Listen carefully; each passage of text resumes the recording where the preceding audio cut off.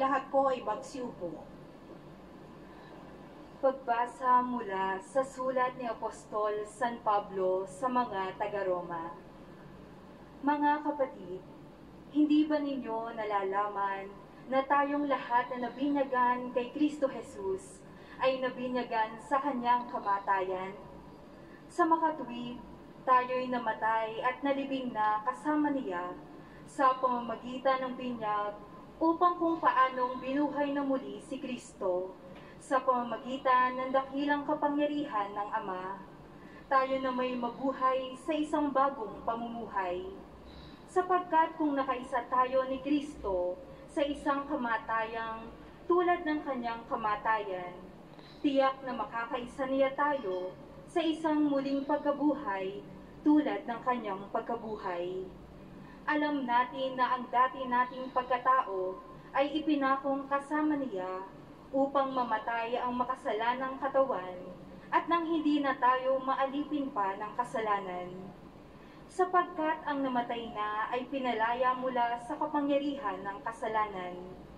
Ngunit tayo'y naniniwalang mabubuhay tayong kasama ni Kristo kung namatay tayong kasama niya.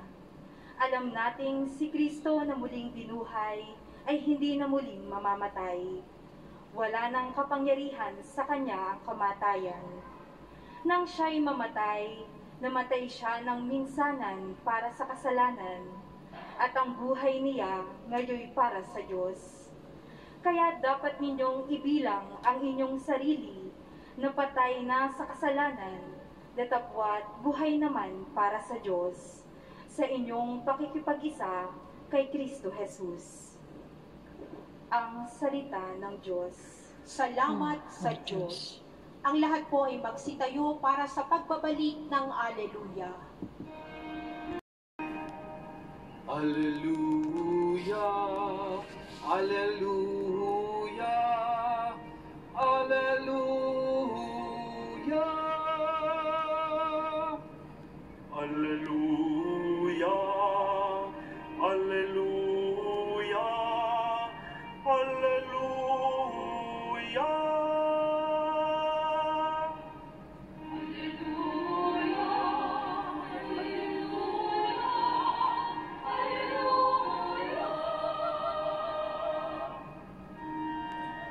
Pasalamatan ang Diyos na Panginoon, pagkat siya'y mabuti. Ang kaniyang pag-ibig ay napakatatag at mananatili. Ang taga-Israel, bayang sabihit kanilang ihayag. Ang pag-ibig ng Diyos ay hindi kukupas. Alleluia, Alleluia, Alleluia.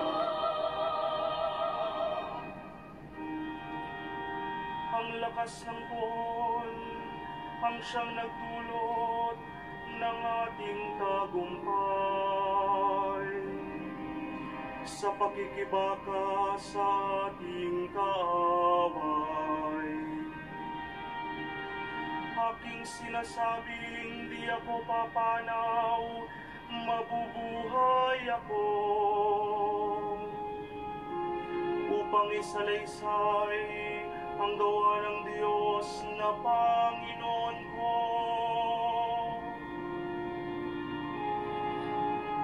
Alleluia, Alleluia, Alleluia. Ang batong natakwil na nangagtayo ng tirahang bahay. Sa lahat ng bato'y higit na mahusay. Ang lahat ng ito ang nagpamalas ay ang Panginoong Diyos. Kung iyong mamasdan ay kalugod-lugod. Alleluia, Alleluia, Alleluia.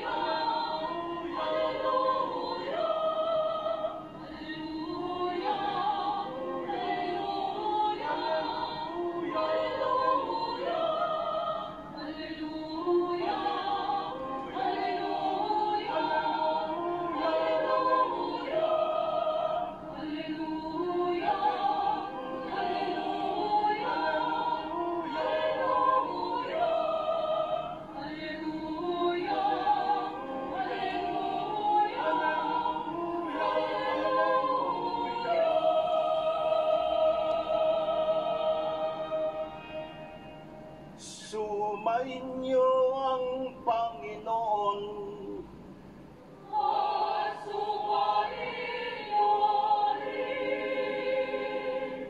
Ang mabuting balita ng Panginoon ayon kay San Mateo.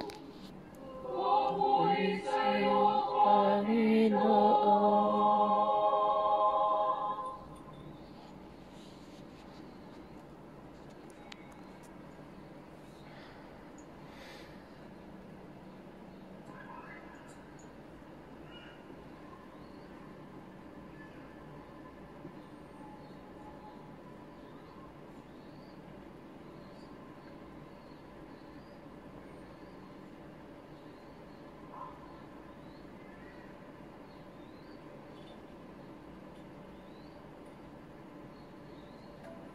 Makaraan ang araw ng pamamahinga, pagbubukang liwayway ng unang araw ng Sanlinggo.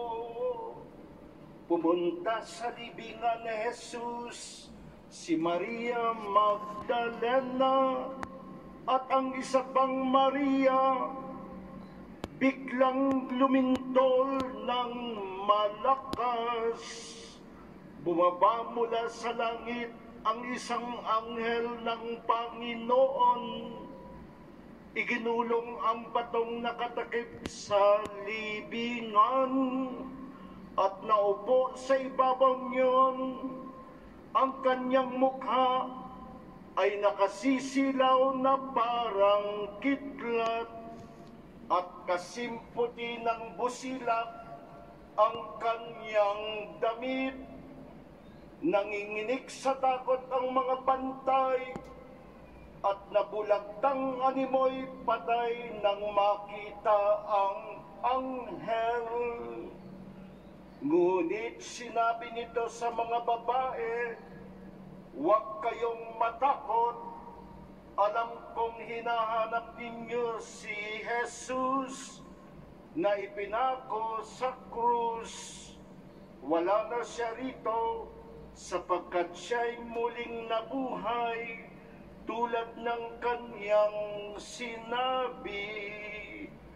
Halikayo, tingnan ninyo ang pinaglagyan sa kanya.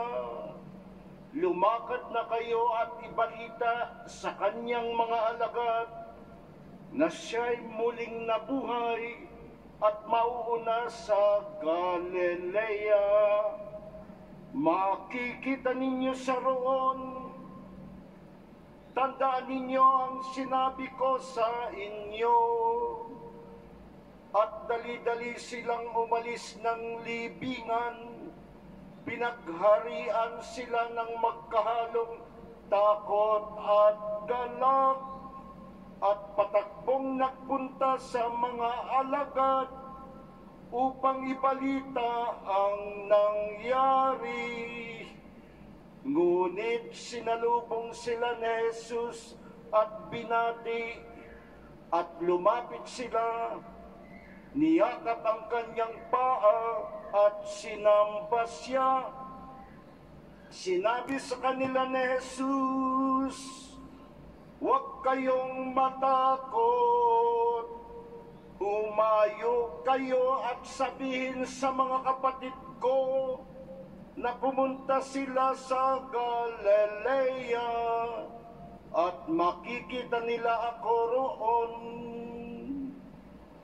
Ang mabuting balita ng Panginoon.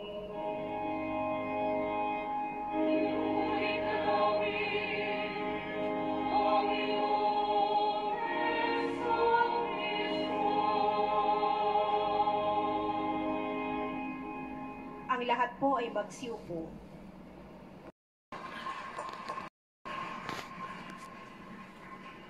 Katulad po ng alam nyo na, ngayong gabi ang huli, subalit pinakamahalagang tampok sa 3 araw na pagdiriwang ng ating pananampalataya na kung tawagin ay Paschal Triduum, kung saan ating ginugunita at ipinagsasangayon sa pamamagitan ng mga symbols and rituals, bilang tinawag ng Diyos.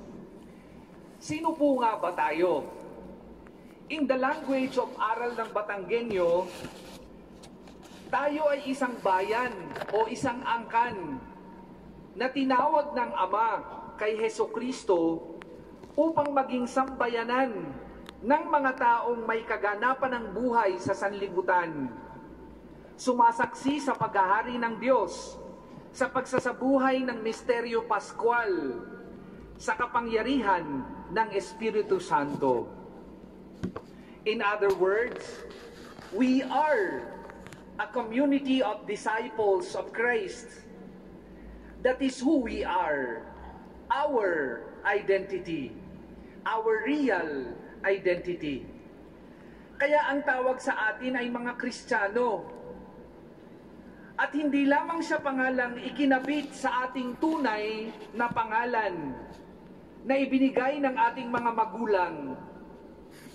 Kaakibat po ng pangalang yan ay ang ating misyon na maging mga saksi sa paghahari ng Diyos sa sanlibutan at pagsasabuhay ng paghihirap, kamatayan at muling pagkabuhay ni Jesus.